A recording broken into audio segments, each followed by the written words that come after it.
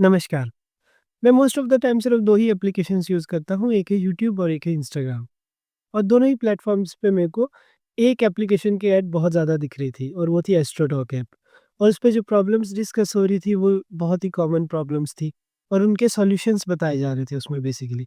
तो वहाँ से मेरे माइंड में भी क्वेश्चन आता है कि एक्चुअल में ऐसा पॉसिबल है?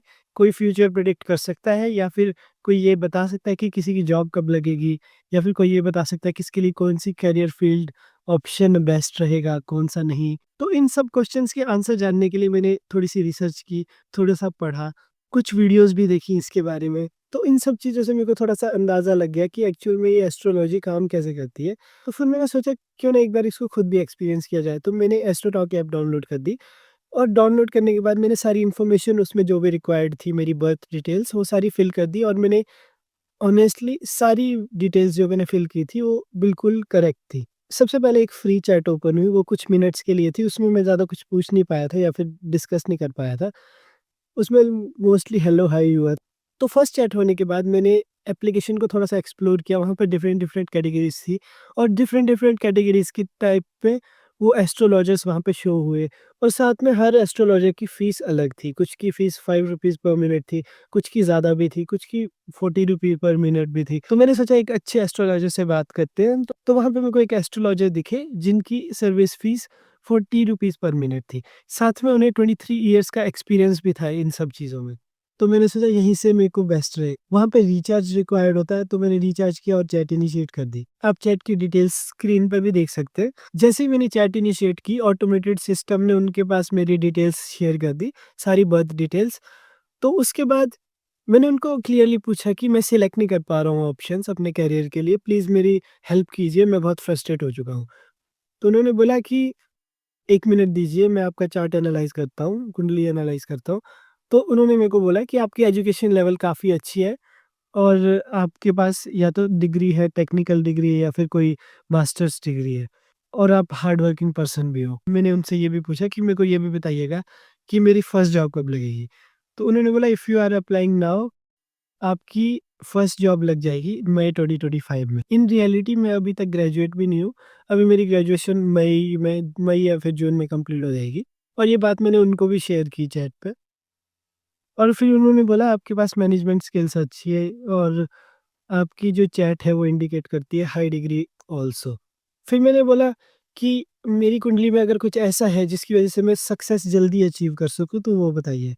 फिर वो बोलते हैं कि सबसे बेस्ट चीज़ आपकी कुंडली में है कि आप हार्ड वर्किंग बहुत ज़्यादा हो और फ्यूचर में आपके पास बहुत पैसा होगा, सॉफ्ट नेचर है, केयरिंग नेचर है। मैंने बोला वो तो सही है मैं हार्ड वर्किंग हूँ बट मेरे को ये नहीं पता मेरे को हार्ड वर्क करना कहाँ है, मेरे को वो ही गाइड कीजिए। फिर उसमें रिचार्ज का मैसेज आ गया क्योंकि रिचार्ज खत्म हो रहा था। फिर उन्होंने बोला जी जॉब का आपको बता दिया, करियर फ्यूचर बढ़िया है आपका। फिर मैंने सोचा कुछ तो स्पेसिफिक होना चाहिए, किस फील्ड में, प्राइवेट या फिर सरकारी जॉब या फिर प्रोफेशन। फिर उन्होंने बोला फील्ड टेक्निकल या फिर मैनेजमेंट और फिर इसके बाद उन्होंने बताया अभी जॉब करेंगे स्टार्टिंग में और फ्यूचर में आपका बिजनेस अपना होगा और फिर उसके बाद गवर्नमेंट जॉब के लिए भी अप्लाई कर सकते हो। अब थोड़ी-सी हम चैट एनालाइज़ करते हैं। इन्होंने सबसे पहले बोला कि आपकी एजुकेशन लेवल काफ़ी अच्छी है। हो सकता है आपके पास मास्टर्स या फिर कोई टेक्निकल डिग्री हो। अब ये इन्होंने क्यों बोला इसका रीज़न इन्होंने खुद ही स्पेसिफ़ाई कर दिया कि आपकी चैट से लग रहा है कि आपकी एजुकेशन हायर हो चुकी है। इसका रीज़न एक और भी है, मेरी एज 24 है और इनके पास मेरी सारी बर्थ डिटेल्स है तो मेरी एज को ये कैलकुलेट कर सकते हैं और एज के अकॉर्डिंगली अभी मेरी पोस्ट ग्रेजुएशन ईज़िली हो जानी चाहिए थी। बट अनफॉर्च्यूनेटली वो नहीं है। बाकी इन्होंने बहुत जनरल स्टेटमेंट दी थी, आप बहुत हार्ड वर्किंग हो, आपकी मैनेजमेंट स्किल्स बहुत अच्छी है, आप बहुत केयरिंग हो। यहाँ पे आती है एस्ट्रोलॉजर्स की एक ट्रिक, इसको समझने के लिए पहले आपको ये समझना होगा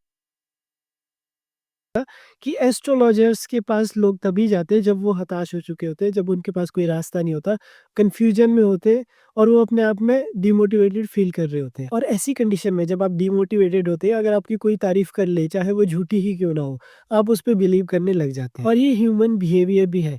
हम हमेशा प्राउड के पीछे भागते हैं। जिस चीज़ से हमारे को प्राउड फील होता है, वो चीज़ हम जल्दी एक्सेप्ट कर लेते हैं विदाउट एनी सेकंड थॉट कि ये सही भी है या फिर गलत है। ये जो चीज़ें होती हैं, जो आपकी तारीफ़ की जाती है एस्ट्रोलॉजर्स के द्वारा, ये उनकी हेल्प करती है आपका ट्रस्ट जीतने में। बाकी आप इनके रिस्पॉन्सेज़ भी चेक कर सकते हैं, मिक्स्ड रिस्पॉन्सेज़। मैंने पूछा प्राइवेट या फिर सरकारी फील्ड, फिर साथ में पूछा जॉब या फिर प्रोफ़ेशन, उन्होंने बोला आप सरकारी भी ट्राई कर सकते हैं। अभी स्टार्टिंग में जॉब करोगे, बाद में अपना बिज़नेस करोगे। और लगभग हर पर्सन का ये थॉट होता है कि पहले मैं जॉब करूँगा, बाद में मैं बिज़नेस करूँगा। इन चीज़ों से अक्सर हम इम्प्रेस हो जाते हैं अगर सामने वाला कोई ये बातें हमारे को बताए। But in reality her person का थॉट यही होता है। हमको लगता है कि हम बहुत डिफरेंट है, बट इन रियलिटी सबके थॉट प्रोसेसेस सेम होते हैं। और इसी के साथ मेरा रिचार्ज भी खत्म हो गया था और मेरे को इसमें कुछ भी वर्थ इट नहीं लगा कि मैं इसको दोबारा से रिचार्ज करके मैं दोबारा ये चैट इनिशिएट करूँ। और हाँ, एक और बात, इन्होंने बोला था कि मेरी जॉब मई 2025 में लग जाएगी। बट मैं ऑलरेडी 2-3 साल से जॉब कर रहा हूँ और ये पीछे जो आप देख रहे हो ये मेरा वर्क फ्रॉम होम का सेटअप है। और रियलिटी में अगर एक लाइन में बताया जाए तो एस्ट्रोलॉजी से फ्यूचर प्रेडिक्ट करना पॉसिबल ही नहीं है। इसका रीज़न एक ये भी है, इस पे बहुत सारी रिसर्च ऑलरेडी हो चुकी है जिसमें ये प्रूव हो चुका है कि ऐसा कोई साइंटिफिक एविडेंस एस्ट्रोलॉजी का नहीं है। एक तो पहले खुद ही एस्ट्रोलॉजर थे, बाद में उन्होंने इस बात पे रिसर्च की। उन्होंने लगभग 2000 लोगों के सैंपल लिए जो एग्ज़ैक्ट सेम टाइम पे सेम प्लेस पे बॉर्न हुए थे और बाद में उनकी बिहेवियर को एनालाइज़ किया और साथ में उनकी लाइफ में आने वाले चैलेंजेस को एनालाइज़ किया। उन सब आने वाले चैलेंजेस और बिहेवियर में कोई कोरिलेशन नहीं था और यही नहीं बल्कि प्लैनेट्स की पोज़ीशन का लाइफ में होने वाले चैलेंजेस से कोई रिलेशन नहीं था। इसके साथ-साथ ऐसी बहुत सारी ऑर्गनाइज़ेशंस भी है जो अवेयरनेस के लिए काम करती है और जो टाइम टू टाइम इन एस्ट्रोलॉजर्स को चैलेंज करती है, बट मैक्सिमम टाइम उनके चैलेंजेस किसी के द्वारा एक्सेप्ट ही नहीं किए जाते।